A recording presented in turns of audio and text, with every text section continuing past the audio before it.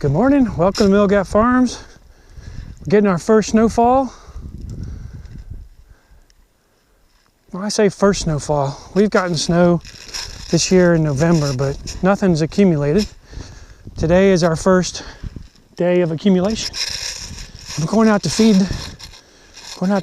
So right now, we're gonna start up the Kubota. Let's see how it does, and then we're gonna go in the barn and drop a couple bales, and we're gonna feed. So come along.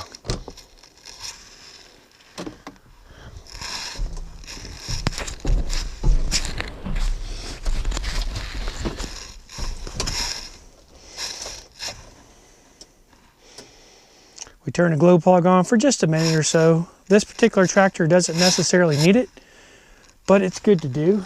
We don't wanna, we'll give it every chance we can to get it started. Here goes. Yeah, buddy, that's awesome. Well, we're not in gear. Now we're gonna go in the barn and pull down some hay.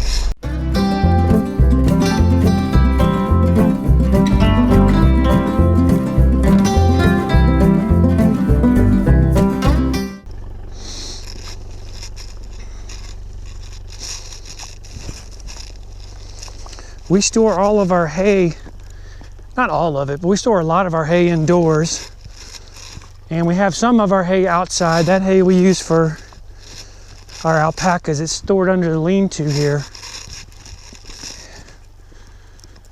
It's funny how some animals will eat from portions of our pastures and others won't. At any rate, we use these here for our alpacas, and inside we utilize the hay inside the building for our sheep and cattle. Here we go. We're in my dirty workshop. We look over here, and this is our hay. All right, see what we can do. It's always interesting to climb up here. Sometimes I can get it without climbing, but not always.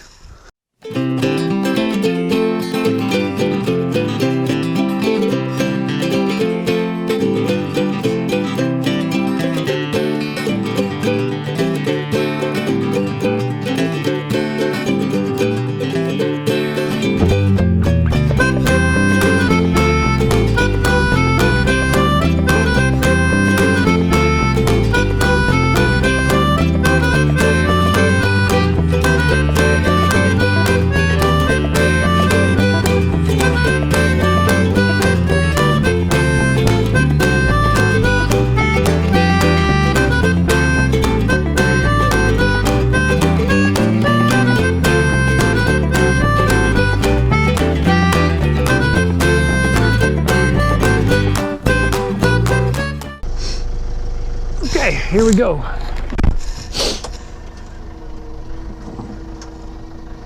This is a 105X Kubota, 105 horsepower, nice little loader on here.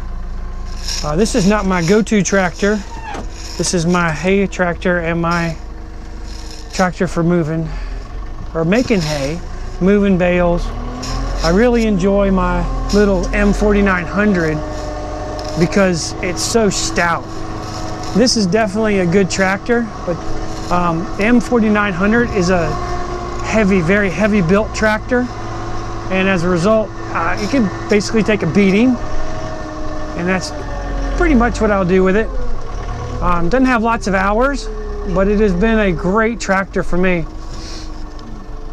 Okay, we poked it, there we go. Put it in, go down, go up. Got it. Now we're going to make sure of is it's not going to fall apart on the way down. Since this one's a little shaky, we're going to, or a little not shaky, but not all together, we're going to take this and drop it in the sheep area. That'll do two things for us. First thing it'll do is it'll occupy the sheep. So those sheep will come over and start munching on this, and we won't have to worry about the cattle. Or the sheep and the cattle. So currently we have two pastures right now. One for our cattle and our horse, along with our Suffolks. The other one is for our merinos and Finns They are different size sheep, and we breed them at different times of the year.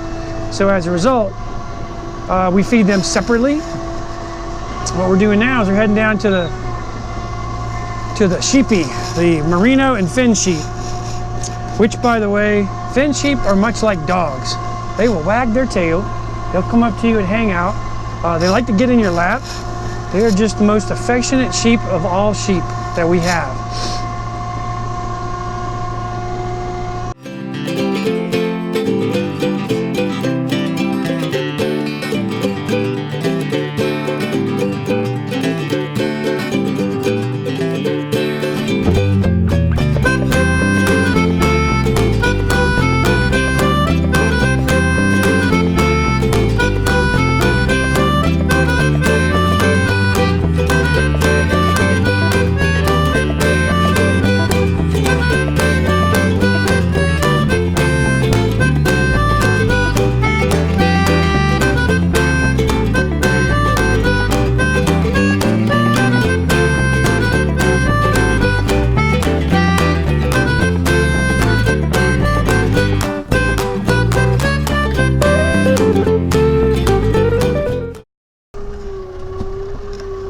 And this is the reason why I like to use hay that's in the barn. This is 100% usable hay. Whereas if it's stored out in the field, there's going to be a percentage. I can't tell you exactly what that percentage is. It varies based on weather conditions. But there's a percentage that you're not going to simply be able to use. So in this case, we use all of it. Now we're heading down to the other area. We're going to head down and grab the, open up the gate. And we'll see if we can get in without the animals coming out or coming to us. So we're getting a good amount of snow today. Emily has to work tonight. She's working from 3 to 11. So a little concerning. We know the roads are going to be cleared and it'll be okay. But right now it's coming down pretty good. She's leaving for work in about an hour. And her shift tonight is 3 to 11. Emily's a nurse at a local hospital, and local for us guys is an hour and a half away. We have another hospital about 30 minutes south of us. We've never had a chance to use it. Whenever we had an ER visit, it would either be pediatric or something that may be beyond their scope, because it's a smaller hospital. So we would shoot over to Fishersville or go to Harrisonburg and be seen there.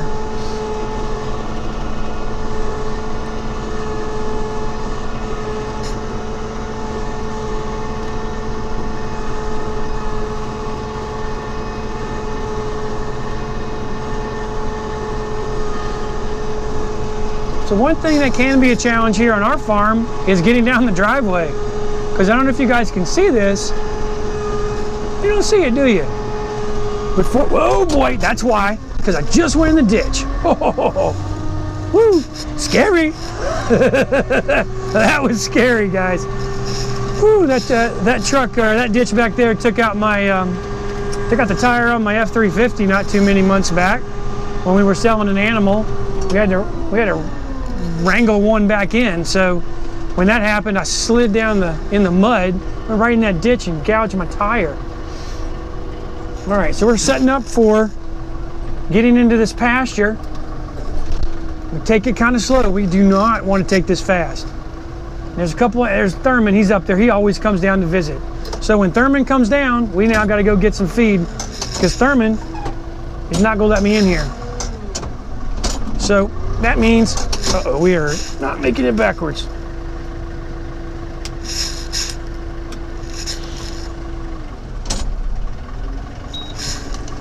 In this case, we're gonna come over here to where the other sheep are and try to get in here, because I can fence those guys out, versus these guys over here are a little harder to work with at times, in that they're not hard. Let me back up. They're not bad at all.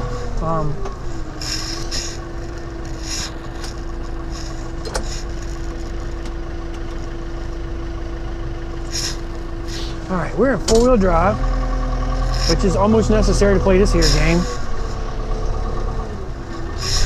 We may get over in the ditch a little bit, but this is not as bad as the other ditch.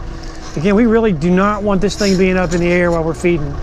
Sketchy! You see all our Suffolks over there? They're kind of standoffish. Definitely nice animals, but they're not as cuddly as the Finns. I tell you, those Finns are amazing. So this is going to go kind of quick.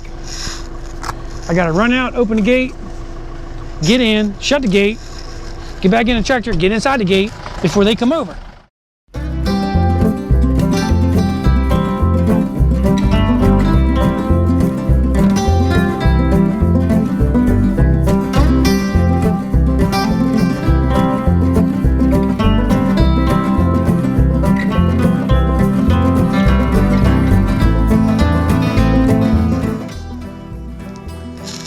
So guys, thanks for watching our video. Be sure to hit the subscribe button and the bell. We're gonna have some more videos coming out real soon. So again, thank you very much, and you guys have a great day. Stay warm.